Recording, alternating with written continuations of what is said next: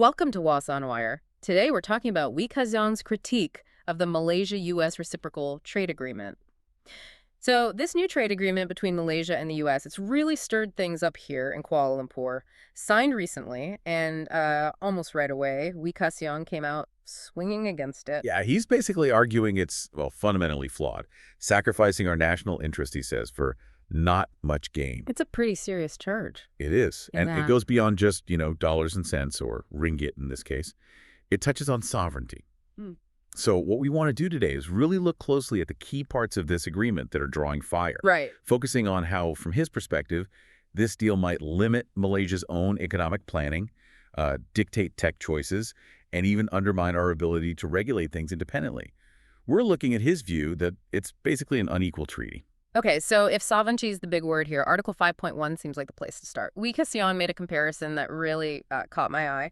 Our deal versus the U.S.-Cambodia one. Yes, that's where the criticism really bites, I think.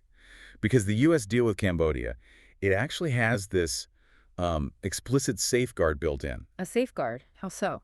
It states very clearly that Cambodia only needs to comply as long as it doesn't infringe on its sovereign interests. They protected their autonomy right there in the text. Okay, so that immediately raises a massive question, doesn't it? If Cambodia got that protection, why isn't language like that anywhere in Malaysia's agreement with the U.S.? Exactly. And the wording isn't just academic. The implication, according to the critique, is that Malaysia could be legally forced to take economic steps dictated by the U.S., even if those steps actively harm our own national or economic interests. Which connects directly to the whole geopolitical situation. Absolutely. You look at the reality. China's been our biggest trading partner since, 2009. The trade volume is huge, over $212 billion now. So here's the bind Ka Siong is pointing to. If the U.S. and China keep clashing trade-wise, and the U.S. slaps new sanctions on Chinese firms, does this agreement mean Malaysia has to follow suit against our #1 trading partner? Well, that's the concern, isn't it? The fear is that the wording basically forces a choice. Comply with this agreement, align with U.S. policy, potentially over-maintaining our most important regional trade relationship. It kind of sets up a hierarchy where U.S. interests potentially come first. Limiting our options in a trade war we didn't even start. Pretty much. It restricts our policy space significantly. Okay, so from that macro level, let's drill down. How does this affect actual decisions here, like infrastructure? Article 5.2.1 is about technology. Right. This one is very specific. Article 5.2.1 basically says Malaysia can only use information and communications technology, ICT infrastructure, so it's 5G, 6G, satellites, even submarine cables that, quote, does not harm U.S. interests. And we have to check with them first. Yeah, it requires consultation with the U.S. to figure out which suppliers are okay, which ones meet their standard before we buy. Wow. Okay. The immediate impact there seems pretty clear, especially for our telcos. The U.S. has already banned Huawei and ZTE for security reasons. Exactly. So this clause effectively forces Malaysia to adopt U.S. security policy as our own procurement rules. That throws a real spanner in the works for rolling out the second 5G network, especially for companies maybe looking at, non-Western tech. Because it's cheaper. Significantly cheaper. Estimates are like 20% to 40% less costly than the Western alternatives. So if the U.S. says no to a certain satellite or piece of tech under this deal, Malaysia could end up paying up to 40% more for something else. that's the potential cost consequence. Yeah, we're talking potentially billions of ringgit in extra costs just to follow a supplier list effectively mandated by another country. That's a huge hidden cost. And it doesn't stop at tech, does it? It goes into our natural resources, too. Right.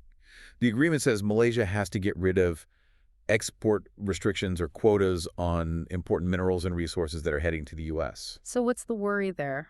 It's about losing out on value-added processing. If we can't put limits on raw material exports, U.S. companies can just buy up our raw stuff. Without needing to invest here in processing plants manufacturing. Exactly. So long-term, the argument is we lose bargaining power and we lose the chance to develop those higher skill, higher value jobs right here in Malaysia. It could limit our industrial growth. Ka Siong had that analogy. Opening the big door, but they only open a small window for us.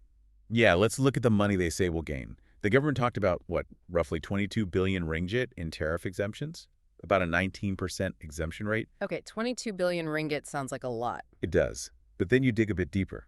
That 22 billion only covers about 12% of our total exports to the U.S. each year.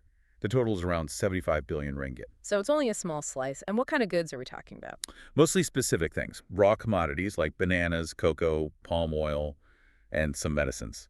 Not exactly high-tech manufactured goods across the board. Right. But what about U.S. products coming here? Well, that's the other side of the coin Ka Siong highlighted.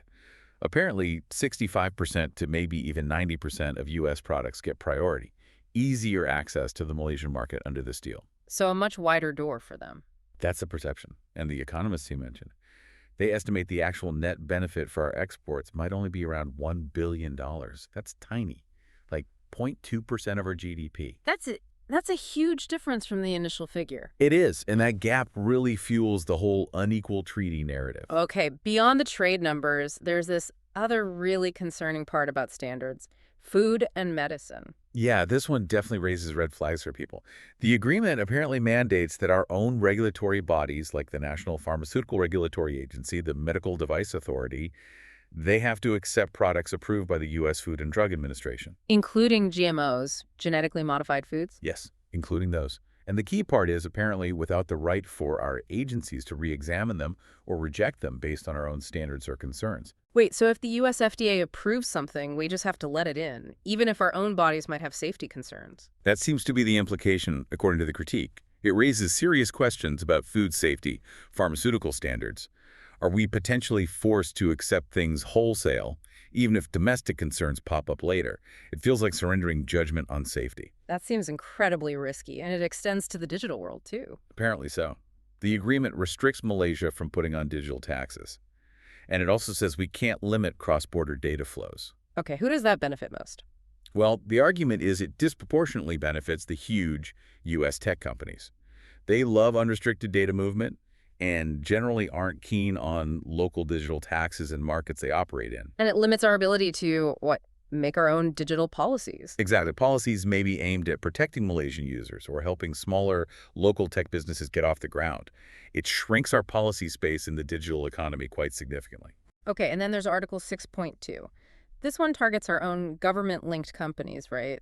The GLCs and GLICs. Yes, this is a big one. It forces all GLCs and GLICs, we're talking giants like Petronas, it forces them to operate strictly like any other commercial company. Just like a regular business. But aren't they? I mean, historically, they've had strategic roles, haven't they? Absolutely. They weren't just about profit. They were often tools for national development, supporting Bumiputera policies, building up local industries, securing resources for the nation.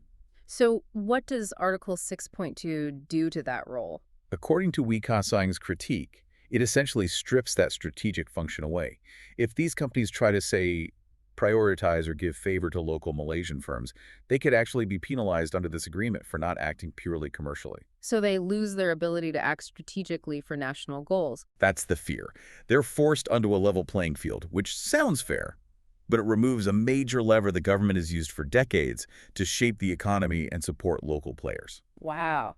Okay, and finally, the way this whole thing was handled, the process itself. Yeah, that's another major point of criticism. The agreement was apparently drafted starting back in May, but it got signed without any real public discussion, no debate in Parliament, no proper oversight. Just signed off. Seems like it. And Ka Siong finds that lack of transparency completely unacceptable.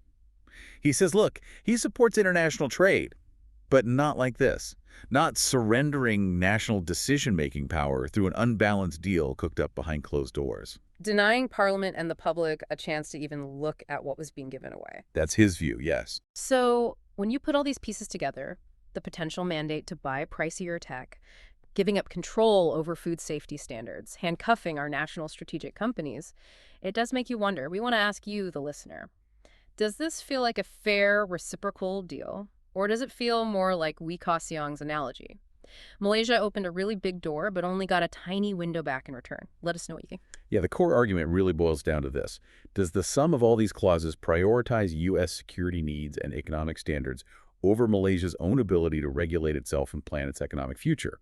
The critique suggests the result is serious, long-lasting limitations on our policy options in tech, resources, finance, and even basic safety. Remember to like and subscribe for more videos like this.